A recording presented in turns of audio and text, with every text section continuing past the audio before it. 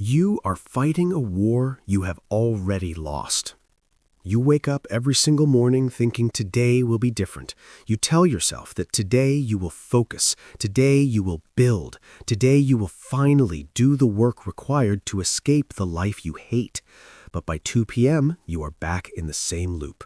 The motivation is gone, the fog has settled in, and you are left wondering why you are so broken. Stop blaming your willpower. You are not lazy. You are not undisciplined. You are simply a biological machine that is reacting perfectly to a broken environment. And until you fix the cage you have built around yourself, you will never leave it. Think about the last time you tried to change. You probably bought a book, or watched a video like this one, or wrote down a list of goals that felt massive and exciting. You tried to upgrade your software. You tried to change your mindset, but you ignored the hardware. You ignored the reality of where you physically sit. You ignored the digital noise constantly screaming for your attention. You ignored the people who subtly drag you back down to their level because your ambition makes them uncomfortable. You are trying to plant a seed in concrete and you are angry that it won't grow. Look around you right now.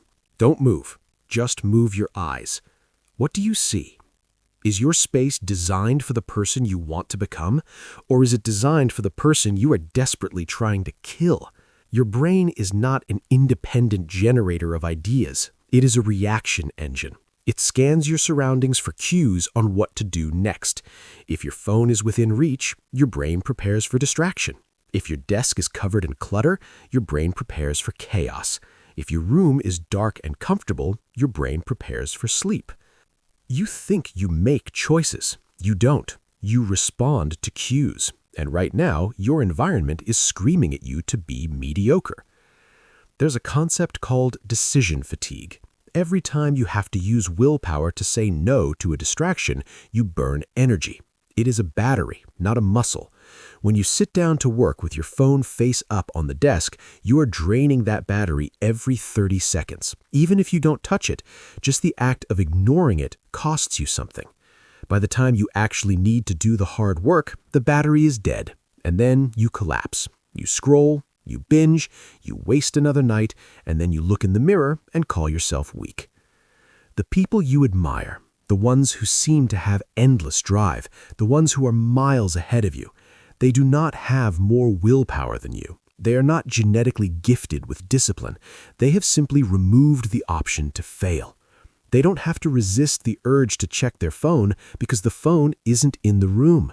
They don't have to fight for focus because they have built a fortress of silence where focus is the only option. They are playing the game on easy mode. You are playing it on hard mode, and you are losing. It goes deeper than your physical room. It is your digital environment. You claim you want to be wealthy. You claim you want to be free. But look at your feed. Who are you following? Are you consuming content that challenges your worldview, or are you watching 15-second clips of people dancing, complaining, or selling you a dream they didn't even earn? You are the average of the 5 ideas you consume the most. If you consume garbage, you produce garbage. You cannot have a $1 million mind while addicted to 1-cent content.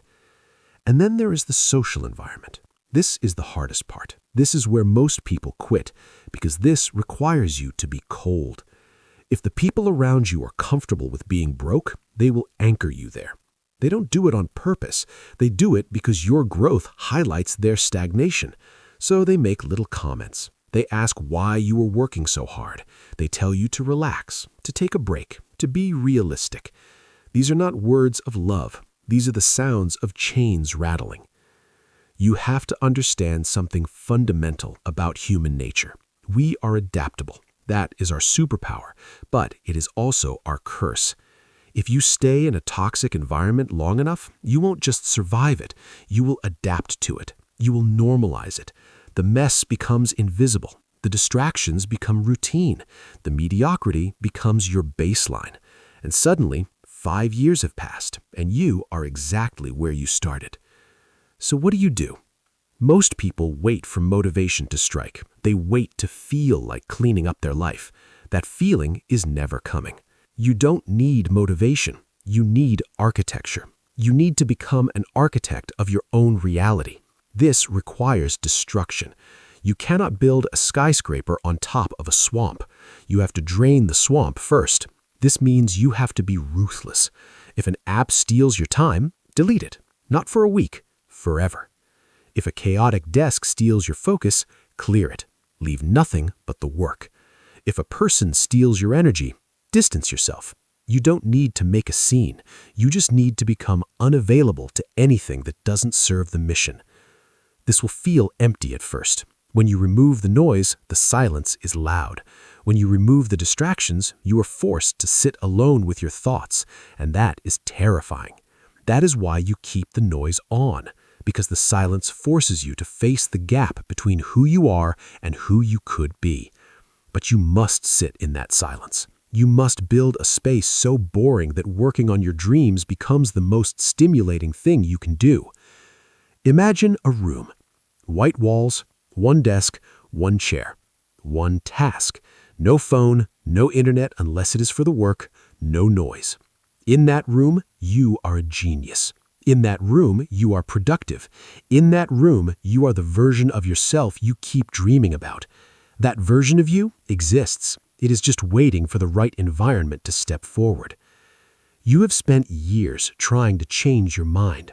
Stop. Change your room. Change your feed. Change your inputs, and your mind will follow. You can close this video now. You can feel a momentary spark of clarity, and then you can click on the next suggested video. You can scroll down to the comments to see if other people agree. You can go back to the environment that has kept you stuck for years. The algorithm is betting that you will. The world is betting that you will stay exactly where you are. Comfortable, distracted, trapped. Or you can look away from the screen, look at your reality, and start destroying everything that isn't the person you are going to become.